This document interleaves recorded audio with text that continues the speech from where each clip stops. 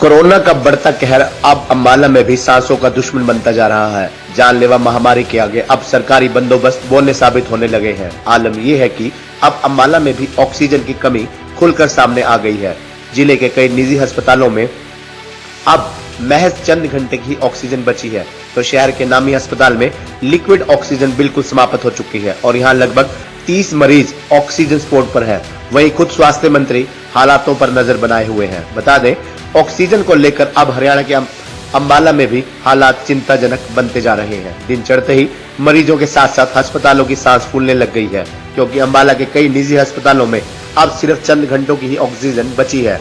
हालात ऐसे हैं कि शहर के बड़े बड़े अस्पतालों में शामिल पारक हीलिंग टच अस्पताल में लिक्विड ऑक्सीजन खत्म हो रही है और यहाँ लगभग 30 मरीज वेंटिलेटर और बाईपैप सपोर्ट पर है और यहाँ सभी 30 मरीज गंभीर हालत में है। लगातार गंभीर होते जा रहे हालातों को देखते हुए निजी अस्पताल प्रशासन दिन चढ़ते ही स्वास्थ्य मंत्री के निवास पर पहुंच गए और जल्द से जल्द ऑक्सीजन आपूर्ति करवाने की अपील की।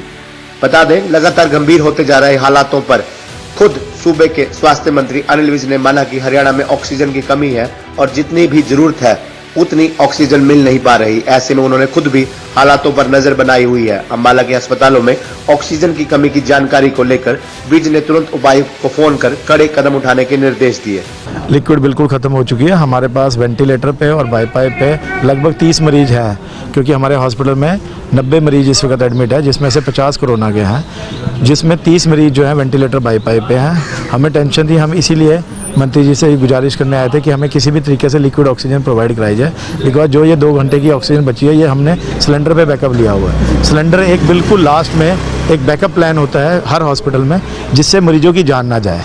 मतलब अभी हम बिल्कुल जोखिम वाली स्थिति में चल रहे हैं। हमें इमीडिएट मंत्री जी ने कहा है कि आपको लिक्विड ऑक्सीजन प्रोवाइड करा रहे हैं। उन्होंने डीसी साहब से बात की हमारे सामने और हमें पूरा आश्वासन दिया कि चिंता ना करो, आप करो अपना काम, आपको लिक्विड ऑक्सीजन मिलेगी। सर, ऐसे में कुछ क्रिटिकल पेशेंट्स भी हैं सर? जो 30 वेंटिलेटर और बाईपाइप पे हैं सर, वो क्रिटिकल ही होते हैं सर।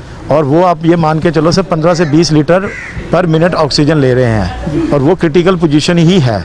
जो कोरोना की स्थिति इस वक्त बनी हुई है, तो जो वेंटिलेटर या बाईपाइप पे मरीज है वो क्रिटिकल ही माना जाता है। उनको पूरी टीम लगी हुई है, सारी रात जाग रही है और ऑक्सीजन की व्यवस्था कर रही है।